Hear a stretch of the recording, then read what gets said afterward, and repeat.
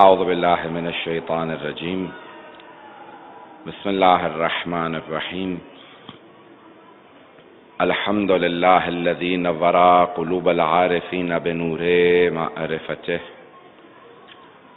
واثبت فؤاد انبیائہ واولیائہ بقصص الانبیاء والمرسلین وأكمل إيمان المسلمين والمؤمنين بولاية علي أمير المؤمنين عليه السلام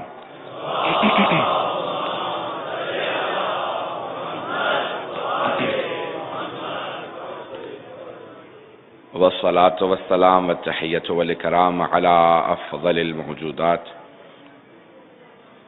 العبد المؤيد والرسول المسدد المصطفى الأمجد المحمود الأحمد أعني أبا القاسم محمد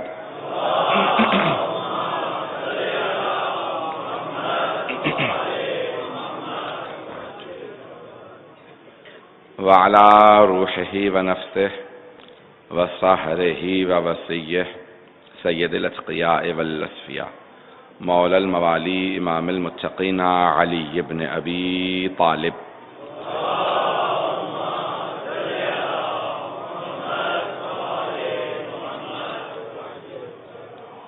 وعلى أوصيائه لا سيما بقية الله في الأرضين روحي وأرواح العالمين لتراب مقدمه الفدا واللعنة الدائمة على أعدائهم أجمعين من الآن إلى قيام يوم الدين أما بعد فقد قال الله الحكيم في كتابه الكريم بسم الله الرحمن الرحيم إن هذا القرآن يهدي للتي هي أقوم ويبشر المؤمنين الذين يعملون الصالحات أن لهم أجرا كبيرا صدق الله العلي العظيم صلوات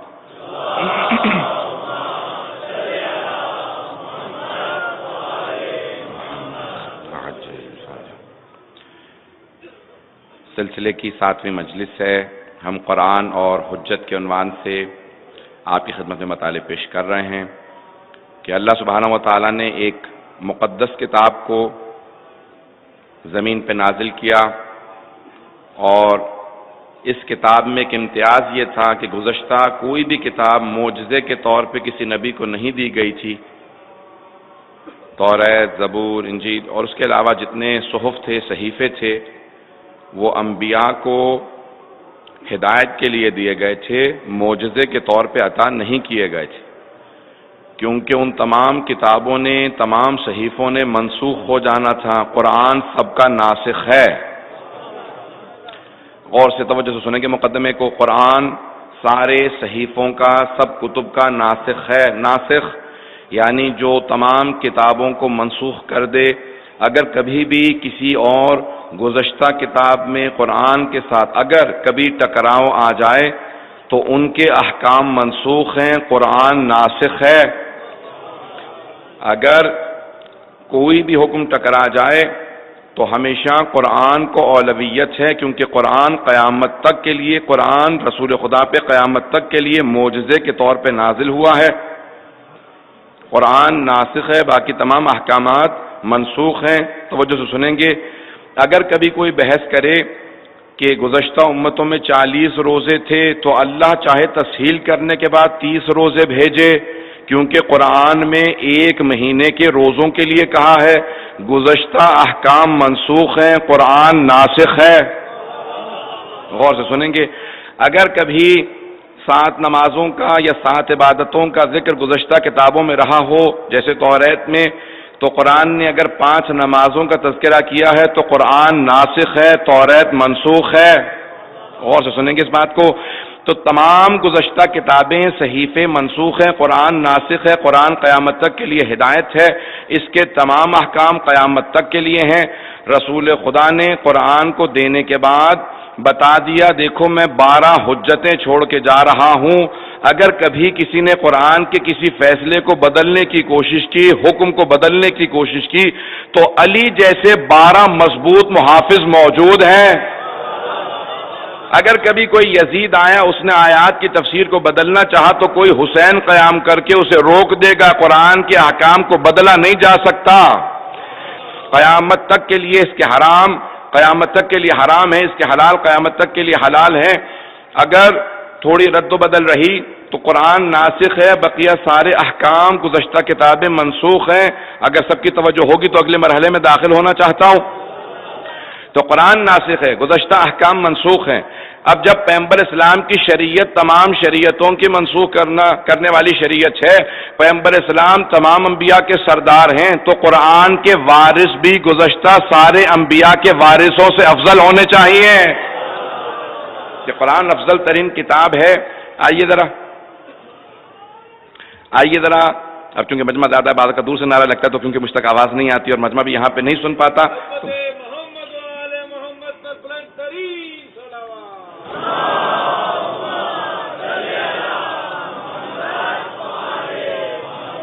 وعجل فرج اللہ صلی محمد وعجل فرج۔ تو عزیزان گرامی، قرآن تمام کتابوں پہ بالا تر ہے۔ غور سے سنیں گے، مجھے بعض اوقات آرام نہیں ملتا تو اس کے بعد میرے لیے تھوڑا سا شروع کرنے کے اندر دقت ہوتی ہے۔ سب کی توجہ میرے ساتھ رہے۔ آپ کی محبتوں عقیدتوں کا میں خود قدردان ہوں، جس آپ عقیدت سے محبت سے آ کے سن رہے ہیں۔ جناب سیدہ کا سایہ سب کے سروں پہ قائم و دائم رہے۔ تو اب اللہ سبحانہ و تعالیٰ نے احکام نازل کیے ہیں قرآن کے اندر، اور بہت سے جو سوالات آ سکتے ہیں اشارہ کرتے ہوئے جوابات بھی دوں گا تاکہ سب کے ذہنوں میں رہے۔ قرآن اور حجت ذہن میں موضوع رہے گا تو خود بخود باتیں واضح ہوتی رہیں گی۔ قرآن اور حجت، انبیاء علیہ السلام بھی حجت ہیں، لیکن جو 14 کا رتبہ ہے، اللہ نے جیسا 14 کو خلق کیا ہے، انبیاء بھی معصوم ہیں، سارے انبیاء معصوم ہیں، فرشتے بھی معصوم ہیں، جناب مریم بھی معصومہ ہیں، لیکن جیسے 14 معصومین علیہ السلام ہیں ویسا کوئی نہیں ہے۔ تو اب اللہ نے ان 14 کو جیسا خلق کیا ہے، زیادہ تفصیل میں نہیں جاؤں گا، آئیں ذرا خلقت اول کو دیکھ لیجئے تاکہ قرآن اور حجت کے موضوع کو اور واضح کیا جا سکے۔ اللہ نے زمین پہ بھیجنے کے لیے جناب آدم کے لیے فرمایا انی جاعل فی الارض خلیفہ۔ اب میں یہاں تک آپ کے سامنے ادبی بحثوں کو پیش کرتا رہا ہوں، علمی مطالب، اور آپ حضرات نے میرا بھرپور ساتھ دیا، تمام مومنین نے بھرپور انداز سے ساتھ دیا۔ آج بھی تھوڑی سی ادبی بحث کروں گا، مجھے پوری امید ہے آپ لوگ ساتھ دیں گے۔ تو اب انی جاعل فی الارض خلیفہ، اللہ سبحانہ و تعالیٰ نے بہت سے مقامات پہ کہا، یہ آیت میں پیش کر رہا ہوں، سورہ بقرہ پہلا سپارہ ہے، آیت نمبر 30 ہے۔ اللہ فرماتا ہے انی جاعل فی الارض خلیفہ، میں زمین پہ اپنا خلیفہ بھیج رہا ہوں، اپنا نمائندہ بھیج رہا ہوں، یہی میرا نمائندہ بھی ہے، یہی میرے لیے حجت بھی ہے۔ بات سمجھ میں آ رہی ہے سب لوگوں کو؟ آدم علیہ السلام سے متعلق اللہ نے فرمایا قرآن میں یہ میرا زمین پہ نمائندہ ہے، میرا خلیفہ ہے۔ اب لفظ آیا ہے جاعل، انی جاعلون فی الارض خلیفہ، تھوڑی سی ادبی بحث ہے۔ انی جاعلون، میں جاعل ہوں، میں بھیجنے والا ہوں۔ اللہ نے فعل استعمال نہیں کیا ہے بلکہ اسم استعمال کیا، اسم فاعل کے وزن پہ۔ اللہ یہ بھی کہہ سکتا تھا میں بھیج رہا ہوں، یعنی فعل کے طور پہ استعمال کرتا تھا، انی اجعل فی الارض خلیفہ، میں زمین پہ بھیج رہا ہوں فعل کے طور پہ، لیکن اللہ نے کہا کہ زمین پہ خلیفہ بھیجنے والا میں ہوں۔ پہنچ رہے ہیں؟ سب نہیں پہنچے ہیں؟ جب تک سب نہیں پہنچیں گے میں آگے نہیں بڑھوں گا۔ اللہ نے کہا جاعل، ایک اور میں لفظ پیش کر دیتا ہوں، فاعل کے وزن پہ ہے، قاتل، قتل اور قاتل میں فرق ہے، قتل فعل ہے، قاتل اسم ہے، اقتلو فعل ہے، قاتل اسم ہے، قاتل یعنی قتل کرنے والا، اقتلو یعنی فعل قتل کرنے والا۔ توجہ کیجئے گا، قتل کرنا، قتل کرنے میں اور قاتل میں فرق ہے، قتل کرنے والا اور قتل کا فعل دونوں میں فرق ہے، اسم ہے اور فعل ہے۔ تھوڑی سی توجہ کریں گے، اللہ نے یہ نہیں کہا کہ بھیج رہا ہوں اور آئندہ کوئی اور بھی چن سکتا ہے، اللہ نے کہا جاعل میں ہوں، بھیجنے والا خلیفہ کا میں ہوں۔ جب جائل کہتے ہیں تو اللہ نے اپنے سے منسوب کر دیا، یعنی بھیجنے کا کام میرے ذمہ ہے۔ جب بھی زمین پہ خلیفہ آئے گا وہ میری مرضی سے آئے گا، خلیفہ کا انتخاب اس کے ہاتھ میں ہے، اگر بات پہنچ رہی ہو۔ تو سارے فرشتوں نے مل کے ایک جملہ کہا، اگر بحث واضح ہو رہی ہو تو میں آگے بڑھوں گا۔ تو اللہ نے کہا جائل میں ہوں، زمین پہ خلیفہ بنانے والا میں ہوں۔ فرشتوں نے کہا اچھا جعل فیہا من یفسد فیہا ویسفک الدماء، پروردگارہ کیا تو اس کو زمین پہ خلیفہ بنا کے بھیج رہا ہے؟ یعنی جناب آدم کو نہیں، یہاں انسان کو، نمائندہ تیرا انسان ہے۔ اتجعل فیہا من یفسد فیہا ویسفک الدماء، کیا اس کو زمین پہ خلیفہ بنا کے بھیج رہا ہے جو زمین پہ فساد کرے گا اور خون بہائے گا؟ فساد بھی پھیلایا، خون بھی بہایا انسان نے۔ تو اللہ نے کہا انی اعلم ما لا تعلمون، میں وہ جانتا ہوں جو تم نہیں جانتے، جو میں جانتا ہوں وہ تم نہیں جانتے۔ میں سارے انسانوں کو نہیں، ان میں سے بھی معصوموں کو چنوں گا۔ لیکن اب مجھے اس سے بحث نہیں کرنی، میں انشاءاللہ دلیلیں عصمت پہ بعد میں پیش کروں گا۔ اگر آج فرصت ملی تو آج، نہیں تو انشاءاللہ پھر کل دلیل پیش کروں گا قرآن کی روح سے کہ حجت کا معصوم ہونا کیسے قرآن سے واضح ہے۔ سن رہے ہیں سب لوگ؟ تب سارے فرشتوں نے کہا کہ تو زمین پہ اس کو بھیج رہا ہے جو فساد کرے گا، خون بہائے گا۔ کیسے معلوم تھا فساد کرے گا، خون بہائے گا؟ تو کہا انسان میں عناصر اربعہ تھے، آگ، مٹی، پانی، ہوا، یہ ساری چیزیں ایک جگہ جمع تھیں، آثار بتا رہے تھے کہ فساد بھی کرے گا، خون بھی بہائے گا۔ اس کی خلقت بتا رہی تھی، خون بہائے گا، فساد کرے گا۔ تو اللہ نے کہا انی اعلم ما لا تعلمون، میں وہ جانتا ہوں جو تم نہیں جانتے۔ تو سارے ملائکہ نے اجماع کر لیا، توجہ سے سنیے گا، سارے ملائکہ نے اجماع کر لیا۔ اجماع کنسنسس کو کہتے ہیں، جب سب ایک چیز پہ جمع ہو جائیں اور کہیں کہ پروردگار ہم سب کہہ رہے ہیں ہم میں سے کسی کو اپنا نمائندہ بنا دے، ہم میں سے کسی ایک کو اپنا خلیفہ بنا دے، اسے نہ بھیج۔ اللہ نے سارے ملائکہ کے اجماع کو رد کرنے کے بعد کہا کہ نمائندہ تو میں ہی بھیجوں گا۔ نہیں پہنچا سکا بات کو۔ ملائکہ سارے معصوم ہیں، سارے فرشتے معصوم تھے، خطاکار نہیں تھے، عبادت گزار تھے۔ اللہ نے کہا مجھے فرشتوں کا اجماع قبول نہیں ہے۔ جس خدا کو فرشتوں کا اجماع قبول نہ ہو، اگر کچھ گنہگار جمع ہو کے اجماع کرے اسے کیسے قبول کرے گا؟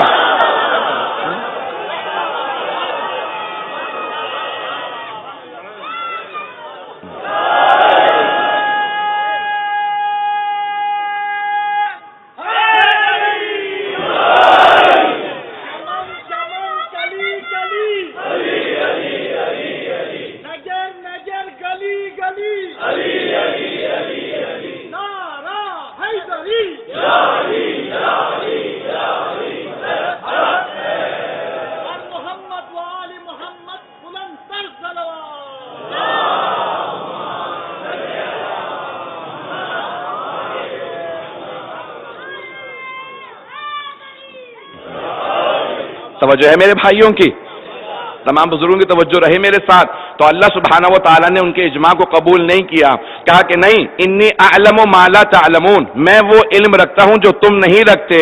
اللہ نے کہا فیصلہ میرے ہاتھ میں رہے گا، جب بھی نمائندہ بناؤں گا تو میں بناؤں گا، خلیفہ کا انتخاب کروں گا تو میں کروں گا۔ یہ ہے آیت نمبر 30 سورہ بقرہ، آیت نمبر 124۔ بات کو آگے بڑھاتے ہوئے ایک مرتبہ اللہ نے اپنے خلیل کا امتحان لیا۔ جناب ابراہیم خلیل اللہ ہیں، اللہ کے دوست ہیں۔ میں پہلے پیش کر چکا ہوں کہ خلیل بھی اللہ کا دوست ہے، حبیب بھی اللہ کا دوست، رسول خدا بھی حبیب ہیں اور وہ خلیل ہیں، اور فرق یہی ہے کہ خلیل دوست سے زیادہ محبت کرتا ہے اور حبیب وہ ہوتا ہے جس سے دوست زیادہ محبت کرے۔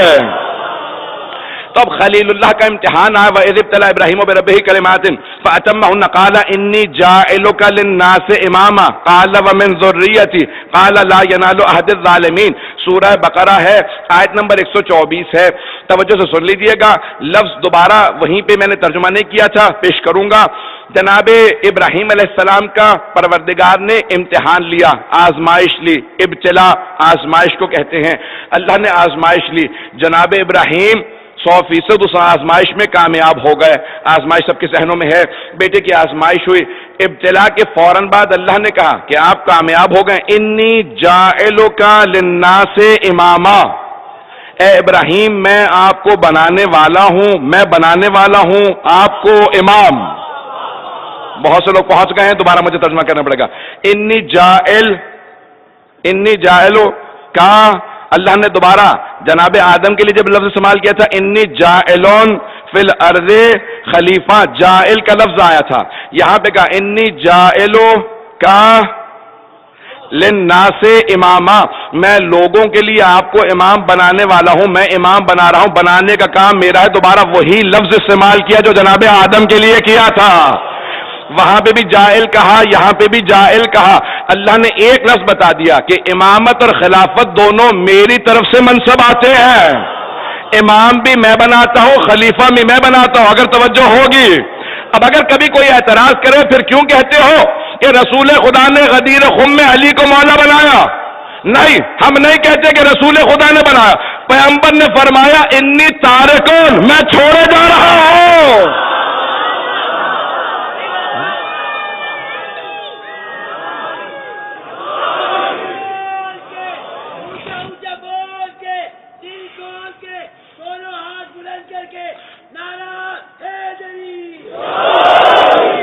توجہ ہے میرے بھائی رادن کی.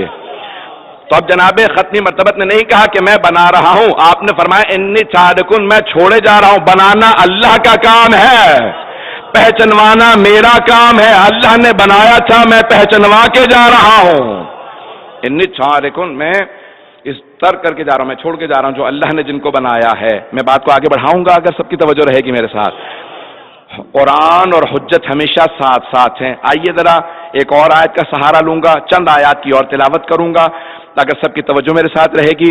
اب سورہ واقعہ ہے جس کے لیے حبیب خدا نے فرمایا ہے کہ اگر کوئی بھی عشاء کے بعد یا رات کے کسی بھی لحظے میں سورہ واقعہ کی تلاوت کر کے سوئے گا تو کبھی بھی محتاج نہیں ہوگا. اللہ اس کے فقر کو، غربت کو دور کر دے گا، ہمیشہ غنی رہے گا، ہمیشہ اس کے پاس مستغنی رہے گا، کسی کا محتاج نہیں ہوگا. تو سورہ واقعہ اس کی لا یمسہ الا المطہرون، اس کی ایک آیت ہے جو قرآن اور حجت کے رشتے کو واضح کرتی ہے. قرآن اللہ کی کتاب ہے، لا یمسہ الا المطہرون، قرآن سے انہ، قرآن کے متعلق بہت سی آیات ہیں. اللہ نے کہا فی لوح محفوظ، وہاں سے نازل ہوا ہے، لوح محفوظ سے زمین پہ آیا ہے، یہ کتاب کی شکل میں موجود ہے. لا یمسہ الا المطہرون، اس کو کوئی مس نہیں کر سکتا سوائے ان کے کہ جو مطہر ہیں، جو پاک ہیں. یہ قرآن کی آیت ہے سورہ واقعہ کی. میں تھوڑی سی تشریح کروں گا، تھوڑی سی تفسیر پیش کروں گا تاکہ بات واضح ہو جائے. ایک ہے مس کرنا، ایک ہے لمس کرنا. دونوں عربی کے لفظ ہیں، مس کرنا اور لمس کرنا. آپ اکثر اپنے بچوں سے کہتے ہیں کہ جب زیارت کرو گے تو زری کو مس کر لیا ہے، علم کو مس کرائے ہو. مس کرنے میں لمس کرنے میں فرق ہے. مس کرنا اردو میں بھی استعمال ہوتا ہے، لمس اردو میں استعمال نہیں ہوتا. ظاہری چھونے کو لمس کہا جاتا ہے، مس کرنا باطنی طور پہ ہے، روحانی طور پہ ہے، پاکیزگی کے طور پہ ہے. جب کسی کی تقدس کے قائل ہوں وہاں پہ مس کہتے ہیں، یعنی یہ روحانی رابطے کا نام ہے. اور لمس کرنا، چھونا، میں مائکرو فون کو لمس کر رہا ہوں، مس کرنا کچھ اور ہے. آئیے ذرا تھوڑی سی اور وضاحت کر دوں گا. علماء نے، تمام شیعہ سنی مفسرین نے لکھا ہے قرآن کو بغیر وضو کے چھونے کی اجازت نہیں ہے جب تک جسم پاک نہ ہو. یہ جسم پاک نہ ہو انسان قرآن کو چھو نہیں سکتا. لکھائی کو چھونے کی اجازت نہیں ہے. وضو کرنے کے بعد قرآن کی لکھائی کو چھو سکتے ہیں. یہ قرآن کا ظاہر ہے. ظاہر قرآن کو چھونے کے لیے وضو کی ضرورت ہے، پاکیزگی کی ضرورت ہے، طہارت کی ضرورت ہے. جب وضو کر لیں، جسم پاک ہو، اب ظاہر قرآن کو چھو سکتے ہیں. لکھائی کو بغیر وضو کے چھو نہیں سکتے. تو اب ظاہر کو چھوئیں گے جب وضو ہوگا. وضو کر لیا اب چھو سکتے ہیں. یہ قرآن کے ظاہر کے چھونے کے احکام ہیں. اور باطن کے چھونے کے لیے اللہ کہہ رہا لا یمسہ الا المطہرون، کوئی اسے مس نہیں کر سکتا، کوئی اس کی گہرائی کو نہیں پہنچ سکتا جب تک کہ اللہ نے اسے پاک نہ بنایا ہو، جسے اللہ نے پاک خلق نہ کیا ہو. لا یمسہ الا المطہرون. دوبارہ کہتے بھی بحث ہے، اگر سننا پسند فرمائیں گے پیش کر دوں گا. تو اب یہاں پہ مطہر نے کہا، مطہر کہا ہے. مطہر کہتے ہیں اس میں فاعل سے ہے، اور مطہر کہتے ہیں جو اس میں مفعول ہے. فاعل یعنی جو اپنے آپ کو خود پاک کرے، یعنی وضو کر لینے والا پاک ہے. اور مطہر مفعول ہے جسے پاک و پاکیزہ بنایا گیا ہو. توجہ ہے لوگوں کی؟ میں وضو کر لوں تو مطہر ہوں، مطہر کبھی بھی نہیں ہوں. مطہر جسے اللہ نے پاک خلق کیا ہو، جو پاک و پاکیزہ آئے ہوں، جو کبھی بھی کسی آلائش سے ہمیشہ دور رہتے ہوں، نجاست انہیں مس نہ کرتی ہو، رجس ان کے قریب نہ جاتا ہو. تو مطہر میں فرق ہے. آئے ذرا مطہر کو سمجھانے کے لیے ایک اور آیت کا سہارا لوں گا. اللہ کہہ رہا ہے قرآن کو سوائے ان کے کہ جو مطہر ہیں کوئی مست نہیں کر سکتا. اب ظاہر قرآن کو میں اور آپ وضو کر لیں تو چھو سکتے ہیں، لیکن قرآن کی تعلیمات کو گہرائیوں کو سمجھنے کے لیے ایسی ہستیوں کی ضرورت ہے جنہیں اللہ نے پاک و پاکیزہ خلق کیا ہو، جنہیں اللہ نے پاک و پاکیزہ خلق کیا. آئے ذرا آیت سب کے ذہنوں میں شیعہ بچہ آیت کی تلاوت کو جانتا ہے. اس آیت کو آیت تطہیر کہا جاتا ہے. بسم اللہ الرحمن الرحیم. انما یرید اللہ لیذھب عنکم الرجس اہل البیت ویطہرکم تطہیرا.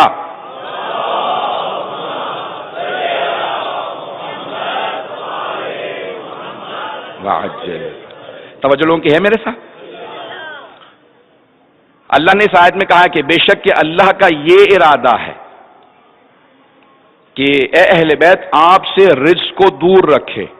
اب میں لفظ رجس کا ترجمہ نہیں کر رہا ہوں، بہت سے لوگوں نے لکھا پلیدگی ہے، بہت سی چیزوں کو لکھا. قرآن میں 10 آیات ہے جہاں لفظ رجس آیا ہے. 10 آیات ہیں، ساری آیات کی نہیں، اگر میں چلیں کہیں تو 1-2 آیات کی تلاوت کر دوں گا تاکہ رجس واضح ہو جائے. اللہ نے رجس قرآن میں استعمال کیا ہے 10 آیات کے اندر. پلیدگی کا لفظ مکمل ترجمہ نہیں کرتا لفظ رجس کا. توجہ سے سنیے گا عزیزان گرامی.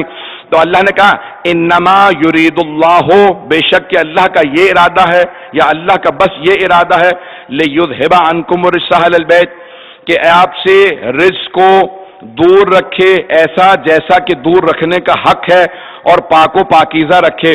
تو اب اللہ نے استاد جوادی عاملی کا جملہ ہے یہاں پہ، اس کو پیش کر رہا ہوں کہ تفسیر سے فرماتے ہیں کہ اللہ نے یہ نہیں کہا کہ اے اہل بیت میں آپ کو رجس سے دور رکھوں گا، کہ انما یرید اللہ لیذھب عنکم الرجس اہل البیت. اللہ کہتا ہے اللہ کا ارادہ یہ ہے کہ رجس کو آپ سے دور رکھے. کچھ پہنچ گئے، میں تب تک آگے نہیں بڑھوں گا جب تک ایک بچہ بھی پہنچ نہ جائے آیت کے مفہوم تک، سب کی توجہ ہو. اللہ نے یہ نہیں کہا کہ اے اہل بیت میں آپ کو رجس سے دور رکھوں گا، بلکہ کہا کہ اہل بیت میں رجس کو آپ سے دور رکھوں گا. اگر اللہ یہ فرماتا کہ میں اے اہل بیت آپ کو رجس سے دور رکھوں گا معاذ اللہ، تو مفہوم یہ نکلتا کہ اہل بیت تو رجس کے پاس جانے کی کوشش کرتے لیکن اللہ دور رکھتا. اہل بیت معاذ اللہ کوشش کرتے لیکن اللہ دور رکھتا. لیکن نہیں، اللہ نے فرمایا اے اہل بیت میں رجس کو آپ سے دور رکھوں گا، یعنی رجس آنے کی کوشش کرے گا میں دور رکھوں گا. اب اگر کوئی اہل بیت کے پاس نہ ہے تو سمجھ جائے رجس ہے.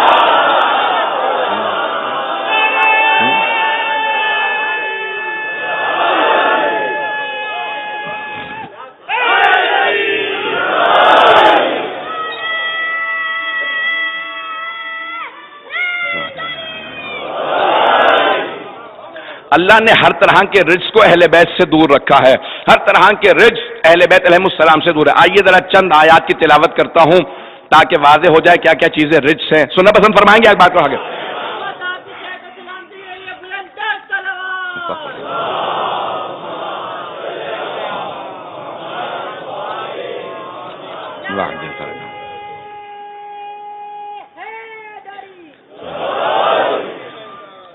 آئیے ذرا چند آیات کی تلاوت کروں گا جو قرآن کی روح سے رجس کو سمجھاتی ہیں.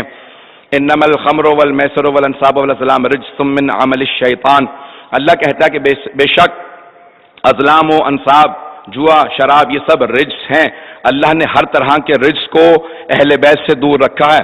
2 کھیل ہیں عربوں کے پرانے زمانے کے، جوئے کی مانند تھے، ازلام، انصاب، جوا اور شراب. اللہ کہتا ہے یہ سب رجس ہیں. اب اگر کبھی کوئی آدمی اہل بیت سے ایسی کوئی نسبت دیں، چاہے زندہ ہو چاہے مر چکے ہوں، اگر کوئی ڈاکٹر بھی ہو، پی ایچ ڈی بھی ہو، سمجھ لے یہ پی ایچ ڈی ریسرچ سے نہیں ہے، یہ پھرا ہوا دماغ ہے.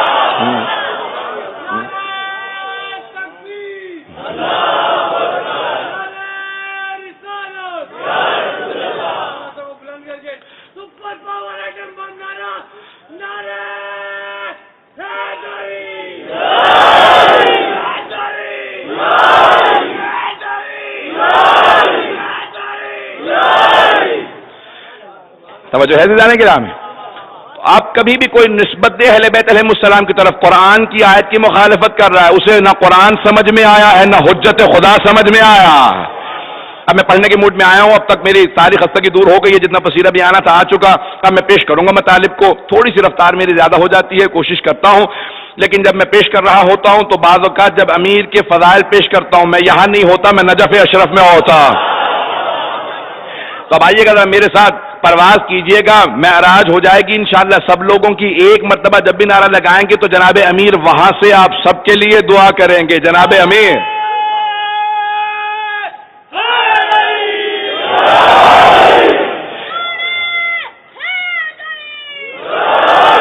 تو اب جناب امیر سے متعلق یہ آیات ہیں. بے شک کہ جو شراب انصاب اسلام یہ سب کے سب رجس ہیں. آئیے ایک اور آیت کی تلاوت کروں گا. آیات بہت سی ہیں ذہن میں، لیکن ایک آیت تو ضروری ہے، اگر اسے پیش نہ کروں تب تک واضح نہیں ہوگا کہ میں نے کیوں کہا کہ رجس کا ترجمہ نہیں کیا جا سکتا اردو میں. فَاجْتَنِبُوا الرِّجْسَ مِنَ الْأَوْثَانِ وَاجْتَنِبُوا قَوْلَ الزُّورِ. بت پرستی کے رجس سے اجتناب کرو، قول زور سے زبردستی گفتگو کو بات کو منوانے سے اجتناب کرو. یہ دونوں چیزیں رجس ہیں. توجہ ہے، بت پرستی رجس ہے، بت پرستی رجس ہے، بت پرستی رجس ہے. اللہ نے کہا ہے کہ اللہ ہر طرح کے رجس کو اہل بیت سے دور رکھے گا. ہر طرح کے رزق کو اہل بیت سے ہمیشہ اللہ دور رکھتا ہے، یہ اس کا ارادہ ہے. اب آئیے ذرا، ہمارے بھائی کہتے ہیں کہ سارے صحابہ ہیں رضی اللہ عنہم سوائے ایک علی بن ابی طالب کے، وہ ہے کرم اللہ وجہہ. ہمارا نظریہ ہے وہ علیہ الصلوۃ والسلام ہے.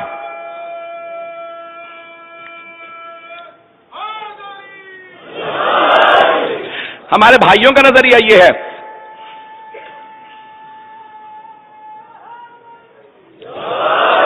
بھائیوں کا نظریہ یہ ہے کہ جناب امیر علیہ السلام کرم اللہ وجہہ ہیں. وہ کیوں کہتے ہیں؟ اگر سوال کیا جائے تو ان کے علماء کہتے ہیں کہ سارے صحابہ اسلام سے پہلے بت پرستی کرتے تھے. جب پیغمبر نے اعلان کیا بتوں کو نہ مانو، سب مسلمان ہو گئے. سب کی سب پیشانیاں بتوں کے سامنے جھکتی تھی، بس ایک پیشانی ایسی تھی کہ پیغمبر کے اعلان رسالت سے پہلے علی کی پیشانی کسی بت کے سامنے نہیں جھکے. تو اللہ کا خاص کرم تھا علی کی پیشانی پہ، چہرے پہ کرم اللہ وجہہ. علی کا چہرہ وہ ہے کہ جس پہ اللہ کا خاص کرم تھا. کبھی بتوں کے سامنے نہیں جھکے، نہ اسلام سے پہلے نہ بعد. تو بات واضح ہو گئی نا کہ اگر آپ نے سمجھنا ہو کون کون اہل بیت میں ہے تو اللہ نے کرائٹیریا دے دیا، میزان دے دیا، ملاک بتا دیا. جو بت پرست رہے وہ اہل بیت میں نہیں ہے. اہل بیت علیہ السلام ہر طرح کے اللہ نے رزق کو ان سے دور رکھا ہے، ہر طرح کے. تو اب جناب امیر علیہ السلام کو اللہ نے ملاک قرار دیا ہے کہ بت پرستی رجس ہے، اسی لیے میں نے لفظ رزق کا ترجمہ نہیں کیا. توجہ ہے، اگر آگے بڑھوں گا میں تھوڑا سا بات کو اور آگے بڑھانا چاہتا ہوں. تو اب اللہ نے ہر طرح کے رزق کو دور رکھا، اللہ نے ہر طرح کے رزق کو اہل بیت علیہ السلام سے دور رکھا ہے. آئیے ذرا پیغمبر السلام نے بھی تعارف کروایا ہے. کس طرح سے تعارف کروایا ہے؟ رسول خدا نے ایک کالے رنگ کی چادر اڑھائی اور شیعہ سنی سب کتابوں کے اندر آیا ہے، اور میں جانتا ہوں ہمارے اہل سنت بھائی سب اہل بیت علیہ السلام کو مانتے ہیں، اسی لیے میں اختلافی بات کرنا ہی نہیں چاہتا. جو متحد ہے، جس کے اوپر سب کا اتحاد ہو سکتا ہے، جن کو سب مانتے ہیں، میں صرف وہی چیزیں پیش کر رہا ہوں. تو اب اللہ نے تعارف کروایا اپنے حبیب کے ذریعے، کہا کہ میرے حبیب یہ آیت تطہیر نازل ہوئی ہے، آپ تعارف کروا دیجئے. پیغمبر نے کالے رنگ کی چادر اڑھائی، حدیث کے ساتھ سب کے ذہنوں میں ہے، تفصیل میں نہیں جاؤں گا. اب اس کو حدیث کے ساتھ اس ایک جملے کو ہمارے بھائیوں کے کہا جاتا ہے، یعنی وہ حدیث جس میں پیغمبر نے کسا یعنی چادر اڑھانے کے بعد اپنی آل کا تعارف کروایا ہے. تو سیاہ رنگ کی چادر اڑھائی، تفصیل کا وقت نہیں ہے، ایک ایک کر کے اہل بیت کے تمام افراد آتے رہے. جناب امیر جناب سیدہ امام حسن و امام حسین علیہ السلام موجود ہیں. پیغمبر نے کالے رنگ کی چادر اڑھائی اور کہا اللہم ان ہؤلاء اہل بیتی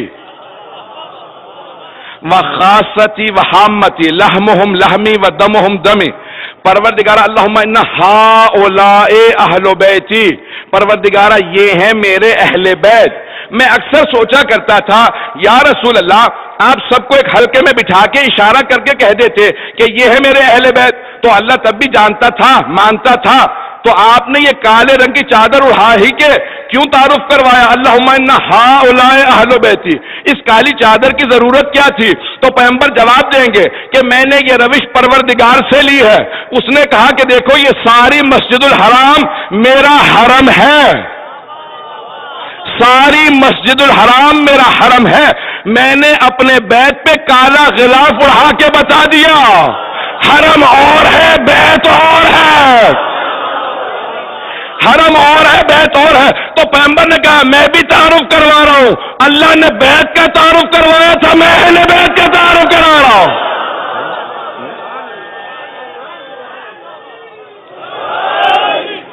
اللہ نے اپنے حبیب کے لیے ایک مقدمہ فراہم کیا، حبیب خدا رسول خدا محمد مصطفیٰ صلی اللہ علیہ وآلہ.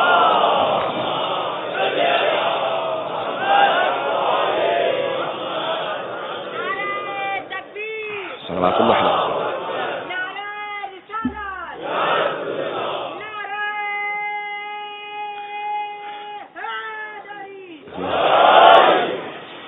عزیزان گرامی، وقت تیزی سے گزر رہا ہے اس لیے آیات کو پیش کر رہا ہوں. اللہ نے تعارف کروایا ہے کہ جو پاک و پاکیزہ ہستیاں ہوں، حبیب خدا نے بتا دیا یہی قرآن کے وارث ہیں، یہی قرآن کو سمجھائیں گے. یہ مبین قرآن بھی ہیں، یہ مفسر قرآن بھی ہے.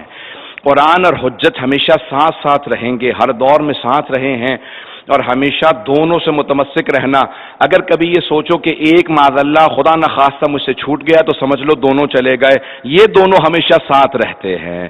اس لیے ہمیشہ قرآن و اہل بیت سے متمسک رہنا. میں آخری مجلس میں پیش کروں گا کہ محجوریت قرآن کیا ہے، کیوں اہل بیت علیہ السلام نے ان مجالس پہ اتنی تاکید کی ہے. پورے سال میں ہمیشہ ایک مثال دیا کرتا ہوں، موبائل بیٹری کو چارج کرتے ہیں نا، آپ پورے دن میں استعمال کرتے ہیں، بیٹری ڈیڈ ہو جاتی ہے، پھر جا کے چارج کر لیتے ہیں. پورے سال گناہوں کی وجہ سے، دنیا داری کی وجہ سے ہمارے ایمان کی جو بیٹری ہے وہ کمزور ہو جاتی ہے. محرم میں آ کے ہم حسین ابن علی سے چارج کر لیتے ہیں. سید الشہداء وہ ایمان ہمیں 10 دن میں اتنا عنایت کرتے ہیں کہ ہم مضبوط ہوتے ہیں تاکہ ہم کبھی بھی ضائع نہ ہو جائیں. یہ مجالس صدقہ تصدق ہے سید الشہداء کا کہ ان کے صدقے میں آج اس ممبر سے تمام وہ علوم آل محمد علیہ السلام رسول خدا کے اور ان کی آل کے علوم پوری دنیا میں نشر ہوتے ہیں. کہاں کہاں یہ علوم جاتے ہیں.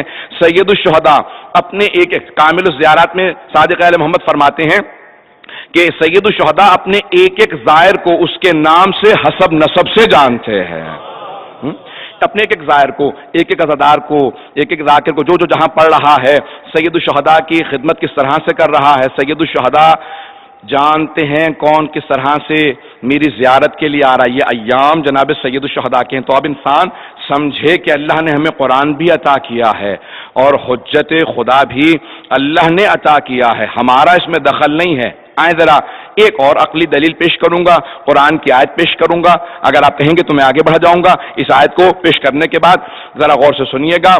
قرآن کے اندر الفاظ ہیں کہ اگر آپ ان بت پرستوں سے میرے حبیب سوال کریں گے کہ آیا تم ان بتوں کو خدا مانتے ہو، تو یہ کہیں گے ہاں اولا شفاء، یہ ہمارے شفاء ہیں، یہ شفاعت کرنے والے ہیں. توجہ سے سنیے گا. بہت سے شفاعت کے منکر، اہل بیت کے منکر یہ آیت پیش کر دیتے ہیں اور ہمارے بہت سے نوجوان بہت زیادہ بعض وقت پریشان ہو جاتے ہیں کہ یہ تو قرآن کی آیت ہے. غور سے سنیے گا، جواب پیش کر رہا ہوں اہل بیت علیہ السلام کے الفاظ سے. اے میرے حبیب، اگر آپ ان بت پرستوں سے سوال کریں کہ آیا یہ بت تمہارے خدا ہیں، تو کہیں گے نہیں، یہ خدا نہیں ہے، خدا تو ایک ہی ہے. یہ بت ہمیں خدا تک پہنچانے کا وسیلہ ہیں، ذریعہ ہیں، شفیع ہیں، شفاعت کرنے والے ہیں. تو کہہ دیجئے حبیب ہمیں ان کے وسیلے قبول نہیں ہیں. اللہ نے وسیلے کا انکار نہیں کیا اس آیت میں. کچھ لوگ پہنچ گئے. اللہ نے اس آیت میں شفاعہ کا انکار نہیں کیا، بلکہ کہا جو تم نے بنا کے پیش کی ہیں مجھے قبول نہیں ہے. جو تم نے بنا کے میرے لیے رکھ دیے کہ اللہ تو انہیں مان لے، مجھے قبول نہیں. اپنے ہاتھ سے بت بنا کے مت کہنا یہ وہاں پہنچنے کا وسیلہ، جسے میں وسیلہ بناؤں بس اسے ماننا. میں سادہ الفاظ میں کہہ دوں کہ خود ساختہ وسیلوں کو کبھی بھی مت مانے، اللہ کے بنائے ہوئے وسیلوں کو مانے. اللہ کے بنائے ہوئے.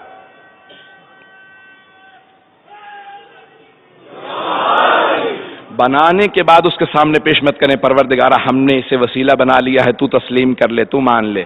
اللہ کہتا ہے جسے میں بنا دیتا ہوں تم اسے تسلیم کرو۔ اتنے 100 سال کی، اتنے 1000 سال کی، جناب امیر کہتے ہیں 6000 سال عبادت تھی ابلیس کی، واقعے کو مکمل کر رہا ہوں، 6000 سال عبادت تھی، 10 سے 15 منٹ بس، زیادہ سے زیادہ، اس کے بعد میں مصائب پہ 6000 سال کی عبادت۔ آیا یہ عدل ہے معاذ اللہ؟ میں اشکال نہیں کر رہا ہوں، صرف اعتراض کو پیش کر رہا ہوں۔ معاذ اللہ آیا یہ عدل ہے کہ 6000 سال کی عبادت ایک سجدے میں رد ہو گئی؟ عزازیل نام تھا ابلیس کا، 6000 سال کی عبادت رد کا، نہیں تیرے بنائے ہوئے کو سجدہ نہیں کروں گا، تسلیم نہیں کروں گا۔ جو اللہ کے بنائے ہوئے کو قبول نہ کرے اللہ 6000 سال کی عبادت کو رد کر دیتا ہے۔ اگر بات پہنچ رہی ہو کہ اللہ نے کہا جسے میں نے بنا دیا اسے تسلیم کرو، اپنا بنایا ہوا میرے پاس مت لاؤ، میرے بنائے ہوئے کو تسلیم کر لو۔ پروردگارہ تیری عظمتوں پہ قربان۔ معصوم فرماتے ہیں کہ معاملہ یہ نہیں تھا، حضرت امیر کہتے ہیں معاملہ یہ نہیں تھا کہ 6000 سال کی عبادت اللہ نے ایک سجدے کے بدلے میں رد کر دی، وہ تو اتنا کریم ہے چھوٹی چھوٹی چیزوں کو قبول کر لیتا ہے۔ کہ ابلیس کی 6000 سال کی عبادت رد نہیں کی، اس کی 6000 سال کی عبادت قبول ہی نہیں ہو رہی تھی۔ اگر پہنچا پاؤں کہ قبول ہی نہیں ہو رہی تھی، کہ فرشتے ظاہر کو دیکھ رہے تھے کہ سجدے پہ سجدہ ہو رہا ہے، اللہ دلوں کے بھید جانتا ہے، کہ وہ اندر کا چھپا رہا جب تک کہ امتحان نہیں ہوا، جیسے ہی امتحان ہوا اس کا اندر کا کھل کے باہر آ گیا۔ کہ اللہ نے رد کر دیا، کہ 6000 سال سے میں تمہیں مسلسل بتا رہا تھا اس کی کوئی چیز قبول نہیں ہے، وہ سمجھتے نہیں تھے فرشتے کا پروردگارہ اتنی عبادت زمین پہ کرتا کہ عرش پہ لے آئے، کہ تم چاہو تو لے آؤ۔ فرشتے لے آئے، اس نے دیکھا تو ترقی بھی مل گئی ہے، 7 آسمان ہے نا، تو بھی پہلے آسمان پہ پہنچا تھا، اس نے اور زیادہ عبادت شروع کر دی۔ مولا فرماتے کہ دکھاوا ریاکاری بہت زیادہ تھا اس میں۔ فرشتوں نے کہا پروردگارہ دوسرے آسمان پہ آنے دے، اللہ نے کہا تم چاہتے ہو تو لے آؤ۔ اب اسے اور زیادہ ریاکاری سوجی کرتے ہوئے 4تھے آسمان تک پہنچ گیا، جہاں پہ نور کا ممبر لگایا جاتا تھا۔ نہج بلاغہ تفسیر کو دیکھیے گا، نور کا ممبر لگایا جاتا تھا، وہاں پہ بیٹھ کے درس دیا کرتا تھا، کس کو؟ فرشتوں کو، 60,000 فرشتے۔ ایک دن اس کے ہاتھ سے تسبیح چھوٹ گئی، معصوم فرماتے جیسے تسبیح چھوٹی نا تو 60,000 فرشتے آگے بڑھے کہ اس کی تسبیح زمین پہ نہ گرے، ہم پکڑ لیں۔ تو کہا اب اتنا ریاکار تھا اسے لطف آنے لگا، ہر روز تسبیح جان بوجھ کے گرانے لگا کہ 60,000 فرشتے۔ عزیزان گرامی اللہ دلوں کے بھید جانتا ہے، پتہ نہیں تب بات واضح ہے یا نہیں۔ جب تک اس کی آزمائش نہیں ہوئی وہ چھپا ہوا تھا، جیسے ہی امتحان ہوا اللہ نے کہا دیکھ یہ میرا بنایا ہوا ہے، میرے بنائے ہوئے کو مانے گا تو سارے پچھلی بھی خطاؤں کو میں امضا کر دوں گا، معاف کر دوں گا۔ اگر میرے بنائے ہوئے کو رد کیا، اگر صحیح بھی ہوتی تو رد کر دیتا، کیونکہ یہ میرا نمائندہ ہے، یہ اللہ کا نمائندہ ہے۔ عزیزان گرامی اسی لیے کہتے ہیں کہ پیشوا ایسا ہونا چاہیے کہ اگر لغزشیں بھی ہوں تو وہ انسان کو شفاعت کر کے آگے لے جائے۔ میں بات کو اگر پہنچا پاؤں، وہی بنی اسرائیل ہیں، ایک مرتبہ فرعون ان کی رہنمائی کر رہا ہے، وہ اللہ کے نزدیک لعنت کے مستحق ہیں، لیکن جب انہوں نے جناب موسیٰ کو اپنا پیشوا مان لیا تو اللہ نے کہا اب میں نیل کو بھی شگافتہ کر کے تمہیں پار لگا دوں گا۔ رہنما پیشوا کا اصلاح صحیح ہونا، قرآن اور حجت کا حقیقی معنی میں سمجھنا، اور ان کو آئیں ذرا معصوم کے چند جملے پیش کرنا چاہتا ہوں جناب سید الشہداء سے متعلق، امام حسین ابن علی ابن ابی طالب علیہ السلام سے۔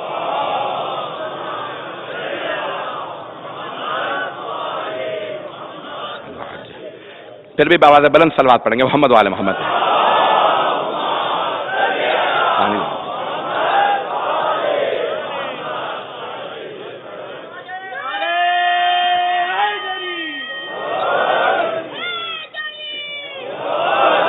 عزیزان گرامی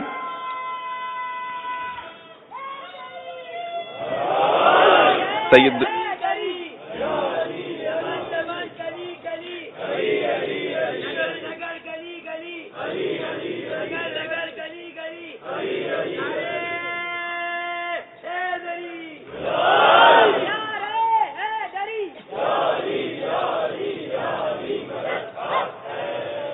کون ہے سید الشہداء؟ اس سے پہلے کہ میں مصائب پہ آؤں، آج سے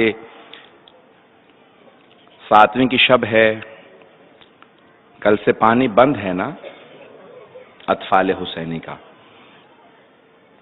سید الشہداء بہت کریم ہے، بہت سخی۔ سنیے گا ان جملوں کو اس سے پہلے کہ میں مصائب پہ آؤں۔ سب سے درخواست ہے، خاص طور سے میرے زائرین بھائیوں سے، بہنوں سے جو زیارت پہ جانے والے ہیں عاشورہ کے لیے، کچھ چلے گئے ہیں، کچھ جا رہے ہیں، میں جانتا ہوں۔ میں ایک بہت بڑے بزرگ عالم دین سے سوال کر رہا تھا، نجف سے ایران آ رہے تھے فلائٹ میں، اطلاع صدر اصفہانی ساتھ بیٹھے تھے، میں نے غنیمت سمجھا کچھ دیر گفتگو کر لوں۔ تو میں نے ان سے سوال کیا، میں نے کہا علامت کیا ہے کہ زیارت قبول ہو گئی ہے؟ کیسے معلوم ہو امام نے زیارت کو قبول کیا ہے یا قبول نہیں کیا؟ تو انہوں نے بہت پیارا جملہ کہا، میرے دل میں بیٹھ گیا، اور جب سوچتا ہوں تو مجھے ایک عجیب و غریب میری کیفیت ہو جاتی ہے۔ کہا ارے حسین تو وہ ہیں جو دشمن کو رد نہیں کرتے۔ حضرت حر سے بڑا کون مجرم تھا جس نے 2 محرم کو پانی بند کر دیا تھا، سید الشہداء کی سواری کو روک دیا تھا، اور پھر کیا کچھ نہیں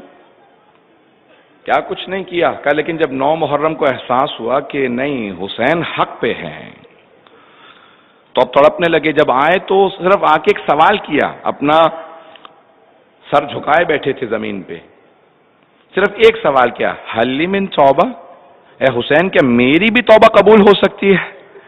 تو سید الشہداء نے پلٹ کے کہا تھا میں نے معاف کیا، میری ماں زہرا نے معاف کیا، میرے بابا علی مرتضیٰ نے، میرے نانا نے معاف کیا۔ جناب سید الشہداء تو اگر دشمن بھی ان کو مان لے تو اسے قبول کر لیتے ہیں، اور اگر کوئی اپنا جائے۔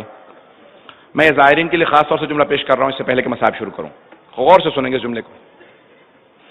جو زیارت پہ جائے، معصوم فرماتے ہیں، جناب سید سجاد کہتے ہیں کہ کوئی زیارت پہ جائے تو پھر شک نہ کرے کہ میری زیارت قبول ہوئی ہے یا نہیں ہوئی ہے، کہ یقین کے ساتھ واپس آئے کہ میری زیارت قبول ہو گئی ہے، کہ جو شک کے ساتھ آتا ہے اسی کی زیارت مشکوک ہوتی ہے، جو یقین کے ساتھ آئے کہ میری زیارت قبول ہو گئی ہے اس کی زیارت قبول ہے۔ کہ جب ایک مرتبہ حسین کی محبت و عشق کے ساتھ زیارت پہ جاؤ تو زیارت رد نہیں ہوتی۔ آج 7ویں کی شب ہے، میں اس سے پہلے کہ کچھ جملے مصائب کے پیش کروں بلکہ زیارت ناہیہ کے جملے مصائب ہی کے جملے ہیں۔ آج حضرت قاسم ابن حسن کی شہادت کو میں نے پیش کرنا ہے۔ جناب قاسم کے بہت بڑے بڑے امتیاز ہیں۔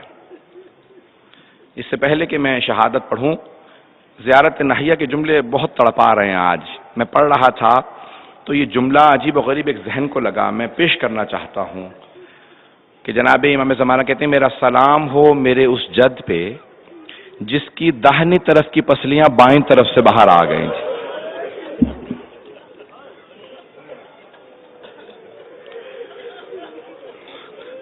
فرماتے ہیں امام زمانہ علیہ السلام، اب جہاں تک آواز جا سکے اگر پیش کر پایا آج، فرماتے ہیں میرا سلام ہو میرے جد کے کٹے ہوئے گلے پہ، پھر فرماتے ہیں میرا سلام ہو ان سوکھے ہونٹوں پہ کہ جن پہ چھڑی بھی چلی تھی۔ پھر سلام کرتے جا، ایک ایک عضو کو یاد کر کے سلام کرتے ہیں امام زمانہ۔ پھر کہتے ہیں سلام ہو سر پہ جو نیزے پہ بلند تھا، اور پھر آگے جا کے کہتے ہیں سلام ہو میرے جد حسین پہ وشمر جالسن علی صدرہ، جن کے سینے پہ شمر سوار ہو گیا تھا، آخذن بلحیتہ، ان کی ریش مبارک کو پکڑ رکھا تھا۔ لیکن امام زمانہ کو اس بات سے زیادہ غم کس بات کا ہے؟ 70 قدم کے فاصلے پہ میری ایک پھپھی کھڑی دیکھ رہی تھی۔ امام کہتے ہیں سلام ہو میرا اس بی بی پہ جو مسلسل کہہ رہی تھی مت مارو یہ تمہارے نبی کا نواسا ہے۔ اجرکم اللہ۔ آج کوئی آنکھ ایسی نہ ہو جس میں آنسو نہ آئے، ضرور کوشش کیجئے گا ہر آنکھ میں آنسو آئے۔ میں جب جملے پڑھا تھا، جس جملے کے لیے میں نے یہ شروع کیے مصائب، امام زمانہ کہتے ہیں سلام اس معصومہ بچی پہ جس کے رخساروں کا رنگ تماچوں کی وجہ سے تبدیل ہو گیا تھا۔ کبھی چھوٹے بچوں کے بھی چہروں کا رنگ ایسے تبدیل ہوتا ہے، کبھی سرخ ہو جاتے تھے، کبھی نیلے ہو جاتے تھے۔ پروردگار آپ کے بچوں کو سلامت رکھے، سوائے غم شبیر کے اور کوئی غم نہ دے۔ مولا آج میں سوچ رہا تھا، میں نے متعدد مقتل دیکھے ہیں جناب قاسم ابن حسن سے متعلق، تھوڑا سا اگر تفصیل دوں گا لوگ برداشت نہ شاید کر پائیں۔ ہمارے ہاں سب سے جو مستند مقتل ہے وہ سید ابن طاؤس کا مقتل ہے، اللحوف، وہاں سے پیش کر رہا ہوں۔ کہا کہ جناب قاسم کے چند امتیاز ہیں جو کسی شہید کربلا میں نہیں، کہ بچے مارے گئے ہیں کربلا میں، لیکن واحد جناب قاسم ہیں جو صرف 13 برس کے ہیں اور خود جہاد کے لیے گئے ہیں۔ کہ نابالغ بچوں پہ جہاد ساقط ہوتا ہے، لیکن جناب قاسم 13 برس کے، 13.5 برس کے، لیکن میدان میں جہاد کے لیے آئے ہیں۔ آج اگر پیش کروں، میں سوچ رہا تھا کہ مظلوم باپ کا مظلوم بیٹا ہے، بار بار میرے ذہن میں ایک منظر آ رہا تھا، میں نے مقتل میں دیکھا ہے، جب امام حسن مجتبیٰ کو زہر دے دیا گیا تھا نا تو ان کا پورا کلیجہ نکل آیا تھا۔ امام حسن مجتبیٰ کو بڑا غم تھا اس بات کا نہیں کہ میرا کلیجہ نکل آیا، اس بات کا کہ میری بہنیں نہ دیکھ لے۔ تو ایک مرتبہ امام حسین سے کہا بھیا یہ ذرا تش چھپا دو، ابھی زینب آنے والی ہے۔ روایت کے الفاظ ہیں، امام حسن مجتبیٰ کے سینے میں تکلیف تھی، آپ اپنے بستر پہ آرام فرما تھے، اتنے میں 1.5 برس کا بچہ کہیں سے کھیلتا ہوا آیا، راوی کہتے ہیں وہ آ کے بابا کے سینے پہ سو گیا۔ اس بچے کی ماں نے کہا بیٹا بابا کے سینے سے اتر جاؤ، بابا کے سینے میں بڑی تکلیف ہے۔ تو امام حسن مجتبیٰ نے اپنی زوجہ سے کہا رہنے دو میرے قاسم کو، رہنے دو میرے قاسم کو میرے سینے پہ، رہنے دو۔ کہ مولا آپ کے سینے میں تکلیف نہیں ہے؟ کہا ہاں ہے۔ کہا کیا بات ہے پھر کیوں نہیں اتارتے سینے سے؟ کہا مجھے کربلا یاد آ رہی ہے۔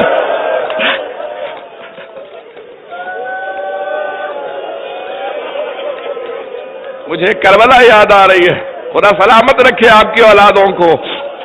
آج متعدد مقتل دیکھ رہے تھے، بڑے عجیب و غریب الفاظ ہیں۔ سید الشہداء نے جب رات کا وقت تھا نا فہرست پڑھنا شروع کی، شہداء کی فہرست، ابھی جناب قاسم کا نام نہیں آیا تھا، نام آ رہے تھے، اتنے میں جناب قاسم کھڑے ہوئے کہ چچا جان بس مجھے اتنا بتا دے، شہداء کی فہرست میں کیا میرا نام نہیں ہے؟ اتنے عاشق ہے حسین ابن علی ہیں۔ تو جناب سید الشہداء نے ایک سوال کیا، کیف الموت عندک، قاسم موت کو کیسا دیکھتے ہو؟ تو جناب قاسم نے سر اٹھا کے مسکرا کے کہا احلی من العسل، چچا جان شہد سے زیادہ میٹھی ہے۔ کون سی موت؟ جو آپ پہ قربان ہونے کے لیے ہو۔ تو جناب سید الشہداء نے جملہ کہا کہ قاسم آپ ہی کا نہیں بلکہ ششماہ علی اصغر کا نام بھی شہداء میں ہے۔ غیرت ہاشمی کیسی تھی جناب قاسم میں، فوراً ایک مرتبہ سر اٹھا کے کہا چچا جان علی اصغر بھی شہید ہو جائے گا؟ کہا بیٹا علی اصغر بھی شہید ہو جائے گا۔ کہا چچا جان کیا یہ اشقیاء خیموں میں آ جائیں گے؟ جناب قاسم کی غیرت نے برداشت نہیں کیا۔ کہا چچا جان کیا یہ اشقیاء خیموں میں آ جائیں گے؟ کہا نہیں قاسم میں اپنے علی اصغر کو ہاتھوں پہ اٹھا کے میدان میں لے کے جاؤں گا۔ تو جناب قاسم کی غیرت نے برداشت نہیں کیا۔ میں بہت تیزی سے گزر رہا ہوں، آج زیارت برآمد ہوگی نا تو پرسہ دیجیے گا امام حسن مجتبیٰ کو بھی اور جناب فاطمۃ الزہرا کو بھی۔ آئیں ذرا، ایک مرتبہ دن نمودار ہوا، دیکھا کہ ایک بچہ بار بار جناب سید الشہداء کی بارگاہ میں آتا، کہا چچا جان مجھے اجازت دیجیے۔ کہا کہ بیٹا آپ کے بابا بھی شہید ہے، آپ کے بھائی بھی شہید ہیں، آپ رک جائیے، شاید اپنی والدہ سے اجازت لیجیے، آپ کی والدہ راضی نہ ہو۔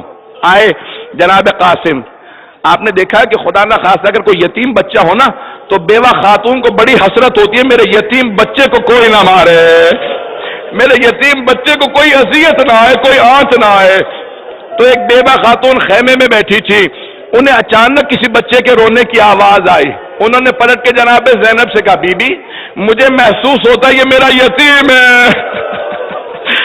ایک مرتبہ جناب فروا نے آواز دی کہ قاسم کیا بات ہے، اس طرح سے کیوں رو رہے ہو؟ اپنے پیشانی کو دونوں گھٹنوں پہ رکھ کے بیٹھ کے رو رہے تھے.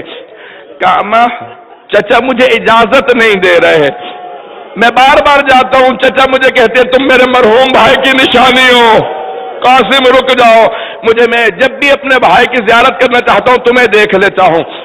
تو بہت پیار کیا. جناب فروا نے کہا قاسم تمہارے بابا نے مجھ سے کہا تھا کہ قاسم سے کہنا جب بہت زیادہ مصائب بڑھ جائے نا تو میں نے ایک تعویذ باندھا ہے، قاسم سے کہنا تعویذ کھول کے دیکھیں اس میں حل لکھا ہوگا.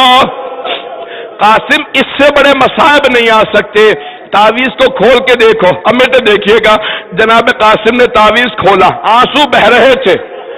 جیسے ہی تعویذ کھولا نا اس کو پڑھا تو جناب قاسم مسکرانے لگے، آنسوؤں کو صاف کر لیا، بہت خوش ہوئے.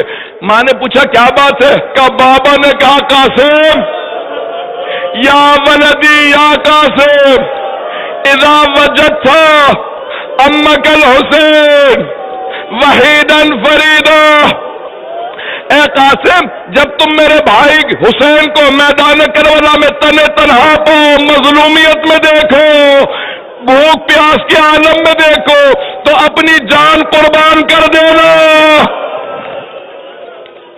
چاہے جتنا چچا رو کے اپنی جان قربان کر دینا. جناب قاسم بہت خوش ہوئے. ایک مرتبہ آئے جناب سید الشہداء کی بارگاہ میں کہ چچا جان دیکھے میرے بابا نے تحریر لکھی ہے. امام حسین نے تحریر کو لیا، چوما کا میرے مظلوم بھائی نے مجھے غربت میں یاد رکھا، حسن مجتبیٰ نے مجھے یاد رکھا.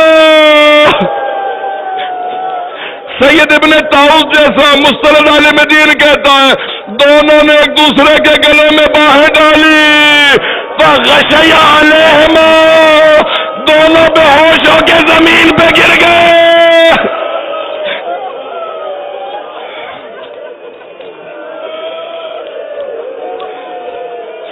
اجرکم اللہ، اجرکم اللہ. بس بھائی زیادہ تفصیل سے نہیں پڑھوں گا، اب میرے سینے میں طاقت نہیں، نہ مجھ سے پڑھا جا رہا، آگے نہیں پیش کر پاؤں گا، 2 سے 4 منٹ کی زحمت دوں گا. جناب قاسم جناب سید الشہداء کے گلے میں باہیں ڈالتے ہیں. سید الشہداء نے جناب قاسم کے گلے میں باہیں ڈالی، فغشی علیہما، دونوں بے ہوش ہو کے گر گئے. اتنی بلند آواز سے رونا سمجھ میں نہیں آتا. اتنے شہداء گئے، اجازت لی چلے گئے، لیکن یہاں ضرور کوئی مخصوص بات ہے. شیخ جعفر شوشتری کہتے ہیں سید الشہداء کو بس ایک منظر بار بار ذہن میں آ رہا ہوگا، سب کے لاشوں پہ گھوڑے دوڑیں گے، اس کی زندگی میں گھوڑے دوڑ جائیں گے.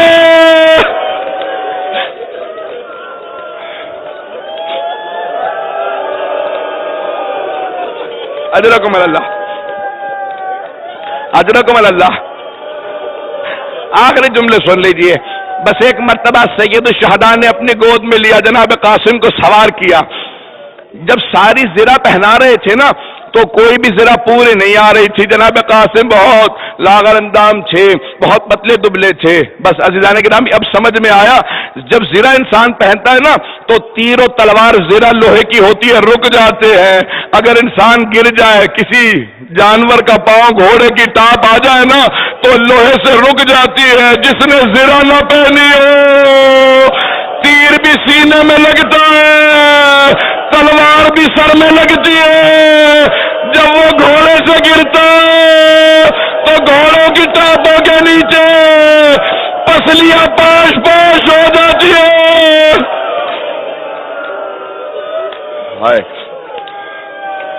اجرکم اللہ.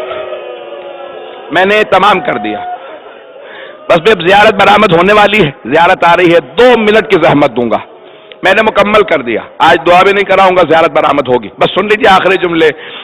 جناب قاسم نے حملہ کیا. روایت کے الفاظ ہیں کہ ایک مرتبہ حملہ کیا، 35 افراد کو پہلے حملے میں فنار کیا، پھر دوبارہ حملہ کیا. روایت کے الفاظ ہیں 70 افراد کل جناب قاسم نے دشمن حسین کے قتل کیے. اور ایک مرتبہ ایک ازرق نامی بہت بڑا پہلوان تھا، اس نے کہا یہ بچہ ہے، چھوٹا ہے، میں اس کے مقابلے میں اپنے بیٹے کو بھیجوں گا. اس کے بیٹے بھی پہلوان تھے, ایک ایک کر کے اس کے 3 بیٹے تھے جو آتے رہے. جناب قاسم انہیں فنار کرتے رہے. ارے علی کا پوتا تھا, حیدر کرار کا پوتا تھا, حسن مجتبیٰ کا بیٹا, جناب عباس کے شاگرد تھے. مقابلہ کرتے رہے, میں تو دیکھے گا اس سے آگے مجھ سے پڑھا نہیں جائے گا. تینوں کو فنار کر دیا. اب اس کی دنیا تاریخ ہوتی نظر آئی. وہ بہت طاقتور تھا, 1000 کا ایک آدمی مانا جاتا تھا. اس نے کہا عمر سعد اب میں اس بچے کے مقابلے میں خود جاؤں گا. اس نے اپنا گرز بھی سنبھالا, تلوار بھی سنبھالی. سید الشہداء نے کہا پروردگارا میرا قاسم بہت چھوٹا ہے, میرے قاسم کو اتنی مہلت دے دے, اس کا مقابلہ کرے. جناب قاسم نے تلوار کو کھینچا, اپنے دادا کو پکارا, تلوار چلائی, اس کے 2 ٹکڑے کر دیے. جب اسے مارا نا تو عمر سعد نے کہا اس بچے پہ ساری فوج کو بھیجو. جب فوج دوڑی, سارا لشکر بڑھا, کسی نے گرز مارا, بچہ زین سے زمین پہ.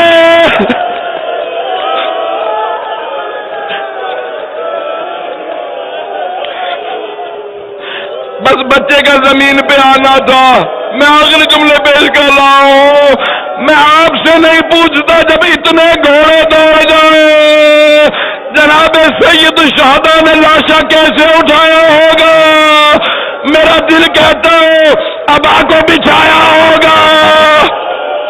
جیسے ایک مالی صبح کو پھول چنتا ہے, حسین نے لاشا جمع کیا ہوگا.